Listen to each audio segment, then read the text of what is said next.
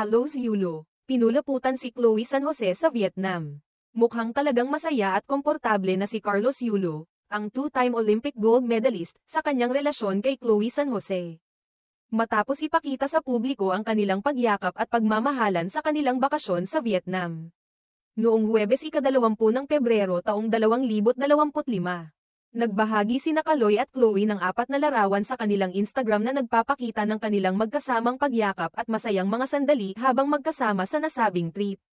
Sa mga larawan, makikita ang matamis na paghawak at yakap ni Kaloy kay Chloe, na tila nagpapakita ng kanilang malalim na pagmamahalan. Sa caption ng post ni Chloe, isinulat niyang, "Love, laughter, and more pics from Vietnam," na nagbibigay ng magandang mensahe ng kasiyahan at pagmamahal na kanilang nararanasan sa bawat sandali ng kanilang bakasyon. Bukod pa rito, tila naging espesyal din ang trip na ito para sa kanila dahil sa kanilang simpleng pagpapakita ng pag-aalaga at pagmamahal sa isa't isa.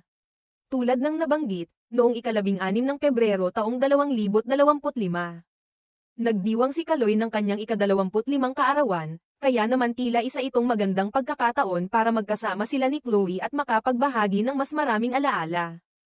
Hindi lamang bilang isang Olympic athlete, kundi bilang isang partner, nagpakita si Kaloy ng pagiging maligaya at kontento sa kanyang buhay pag-ibig kasama si Chloe. Ang mga larawan na ibinahagi nila sa social media ay nagbigay saya sa kanilang mga tagahanga, na hindi lamang natutuwa sa mga tagumpay ni Kaloy sa larangan ng gymnastics, kundi pati na rin sa mga mas personal na sandali nito sa buhay pag-ibig. Tila naging inspirasyon sila sa mga tao na nagsusulong ng pagpapakita ng pagmamahal at suporta sa mga relasyon, lalo na sa gitna ng abalang buhay ng isang public figure. Sa kabuuan, ang trip nila sa Vietnam at ang kanilang pagbahagi ng mga larawan at mensahe ng pagmamahal ay nagpapakita ng malalim na pagkakaintindihan at masayang samahan nilang dalawa.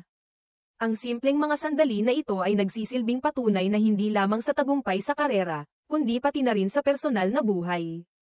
Mayroong mga mahahalagang bagay na mas nararapat itaguyod at ipagdiwang.